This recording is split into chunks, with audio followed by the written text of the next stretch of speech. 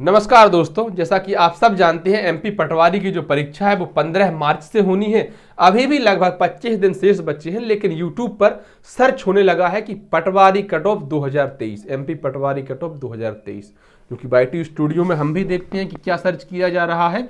तो दिखने लगा है कि यार पटवारी की कट ऑफ सर्च हो रही है, क्योंकि युवा या अभ्यर्थी उसको देखना चाहते हैं। इसलिए हम जैसे छोटे यूट्यूबर या फिर बड़े यूट्यूबर भी कह लीजिए, हर कोई उसको दिखाना चाहता है।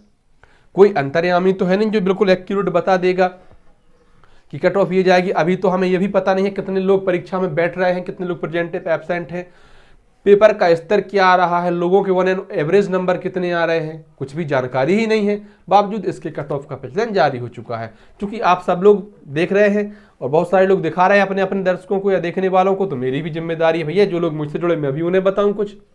लेकिन उसके पहले हम बात कर लेते हैं कट ऑफ के काले सच को लेकर।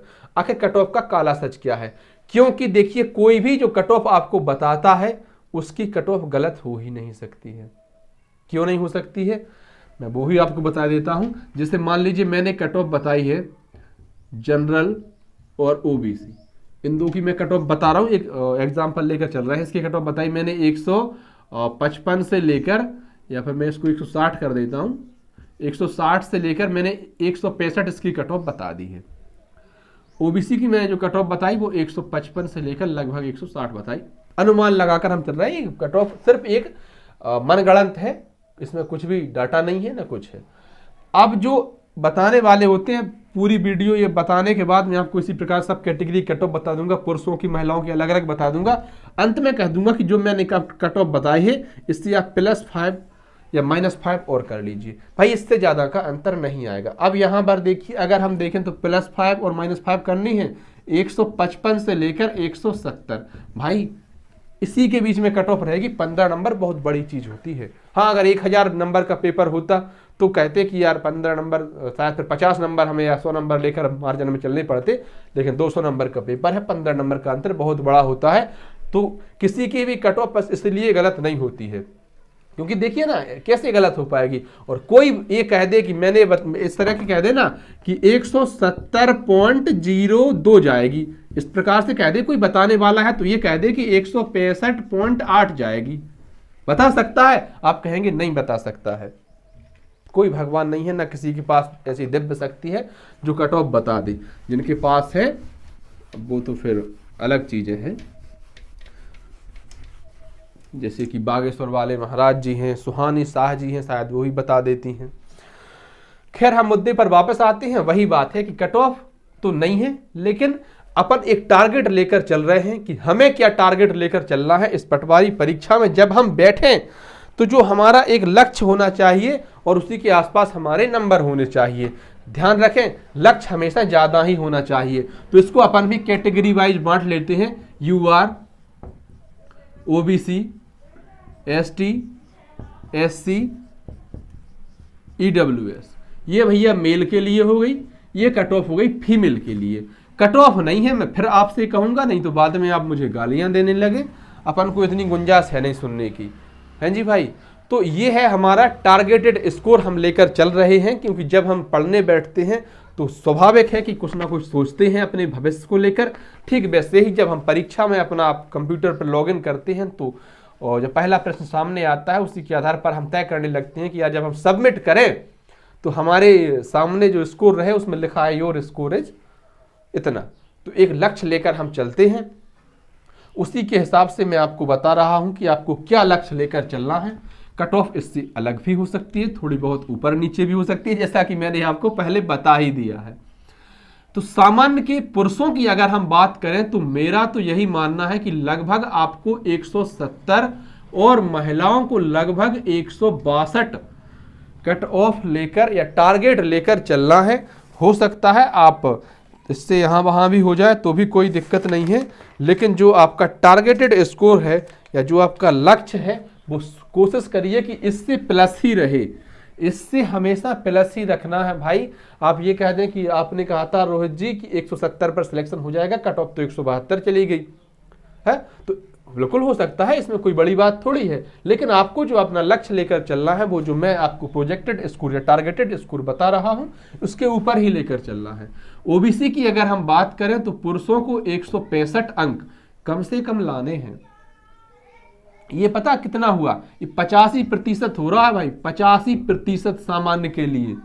पिछली बार जो थी ना 80 के आसपास थी कट ऑफ, जिलावार में देखें तो कहीं 80 थी, कहीं 81, कहीं 82, उसी के अंतर में कट ऑफ फंसी थी। मैंने तो 50 ही बता दिया। आप कहेंगे हो ही जाएगा इतने पर, तो हो भी सकता है और नहीं भी हो सकता है, क्योंकि लोग बहुत एडवांस हो गए हैं। अब रेलवे ग्रुप डी में देखा नहीं कि आपने और हमने, जहां कट ऑफ कम जाती थी इस बार वहां ज्यादा गई, जहां कट ऑफ ज्यादा जाती थी वहां कट ऑफ कम गई। इसका कारण यह रहा कि सबने सर्च किया फलानी जगह पे कट ऑफ कम जाती, चलो वहीं चलते हैं, वहीं सब लोग पहुंच गए। तो जहां कट ऑफ ज्यादा जानी चाहिए थी फिर वहां कम रही, और जहां कम रहनी चाहिए थी वहां कट ऑफ ज्यादा हो गई। तो हमने 80% या 85% इसको लेकर चला है। इसके आसपास भी अगर आपके कुछ कम नंबर भी हैं, 2-4 नंबर, तो भी कोई दिक्कत नहीं है, इतने पर आपका सिलेक्शन हो जाएगा, ये आपका भाई कह रहा है।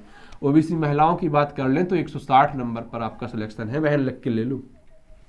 एसटी वाले जो हमारे भाई रहेंगे, आपको कहीं ना कहीं लगभग 150 के आसपास लक्ष्य लेकर चलना है।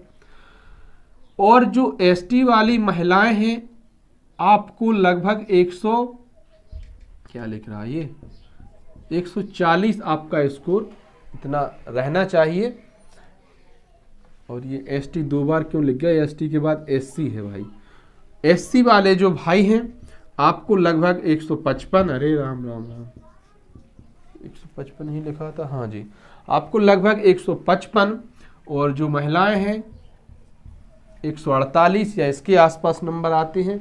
बात अगर हम ईडब्ल्यूएस की करें तो लगभग 164 और लगभग 158, पुरुषों के लिए 164, महिलाओं के लिए 158। भाई ये आप स्कोर लेकर चलते हैं, गारंटी है मेरी, सिलेक्शन तय है बिल्कुल।